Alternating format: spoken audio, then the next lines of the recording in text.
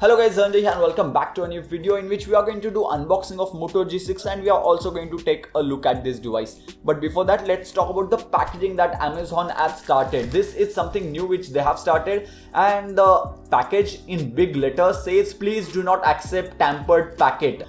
Basically, if you see anything tampering, don't accept the product, which is a good thing. Plus, Amazon also sends you an OTP on your device and you have to give that OTP to the delivery boy, whoever comes at your place, and you can always check the packet for tampering before giving the OTP to that delivery boy. Something good that they have started. Hopefully it reduces the amount of scams that used to happen on Amazon. So this is the packaging that we have, which says Moto G6, and this is the Moto G6 that I have. Motorola also launched Moto G6 Play with Snapdragon 430 processor in 2018. I'm not sure why they did that, but anyways, I'm not going to review Moto G6 Play on this device because I have to buy those products, and I don't think Moto G6 Play is worth at all considering the specs at least or that particular price. Let's talk about the Moto G6 over here. So you get a Full HD Plus screen, 1.8 GHz octa-core processor, which is a Snapdragon 450 processor, 3000 mAh battery with turbo power, and 16 megapixel low light selfie. And 2018 is going to be year of selfie cameras because devices have started getting higher megapixel count on selfie cameras as compared to the rear camera. And I have the 4GB variant of this device, so let me just open it up very quickly. The box is very tight, that's quite surprising. We have the device over here. Oh my god, the device looks great. And this is the indigo black color.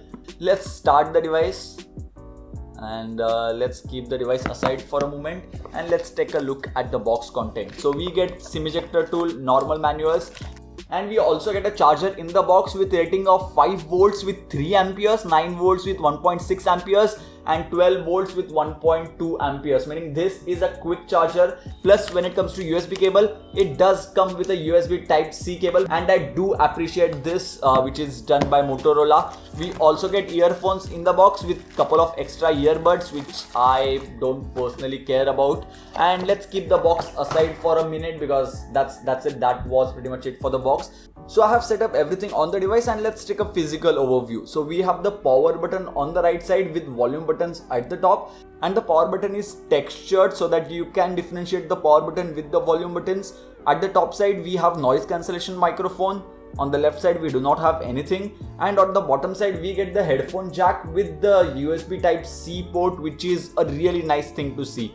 On the back side we get the 12 megapixel camera with 5 megapixel secondary shooter, Motorola branding, and we do not have fingerprint sensor at the back side because we get it in the front side. So I'll just keep my finger over here and the device gets unlocked pretty quickly. And this is not the fastest, but it's a good fingerprint sensor. It worked almost 100% of the times that I've tried, and I set up the fingerprint sensor while I was setting up the device as well. I have also set up the face unlock feature, so let me just show you that. So my face is on this side. I'll just point the device towards my side. So I'll just press the lock button and the device gets unlocked. Will it work now?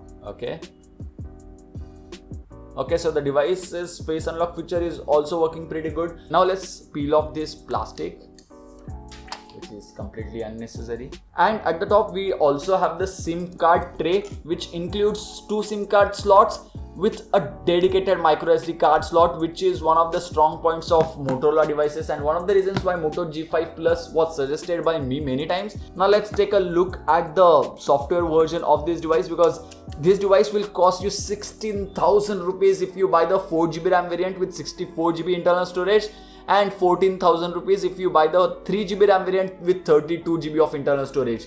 The Redmi Note 5 Pro with Snapdragon 636 processor will cost you 15,000 rupees.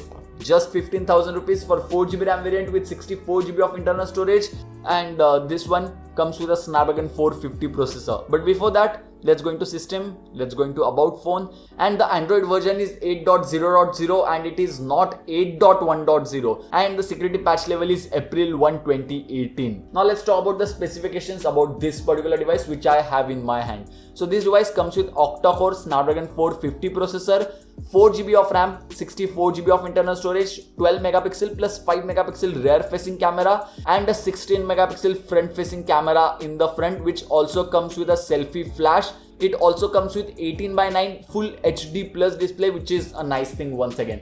Now this device is priced at 16,000 rupees, so I am going to be a little bit nitpicky. When it comes to bottom bezels, Redmi Note 5 Pro surely has smaller bezels, but overall Redmi Note 5 Pro is little bit taller as compared to Moto G6. When it comes to software, Moto G6 Plus comes with a stock Android with little bit of additions by its own, like this launcher is similar to Pixel launcher. You also get PhonePe application built into the device. You also get couple of bloatware such as the weather channel. Good thing is that we can uninstall the application. Can we uninstall PhonePe? Yes, we can uninstall PhonePe as well, but I use that on my device, so I'm not going to uninstall it. We also get a file manager by default.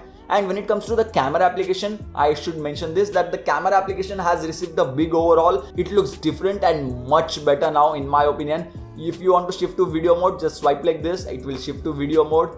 Shift like this and it will switch to photo mode. And if you switch over here, it will give you multiple options such as slow motion, time lapse, face filters, or you can also get spot color, panorama, portrait mode and face filters. Let's open up portrait mode and click on next. Got it. And can we shift to front facing camera? We cannot, because this device does not come with selfie portraits, whereas the Redmi Note 5 Pro does come with selfie portrait mode. So rear facing camera does click good pictures when it comes to portrait mode, and these are some of the sample shots that I've clicked with the Moto G6 Plus.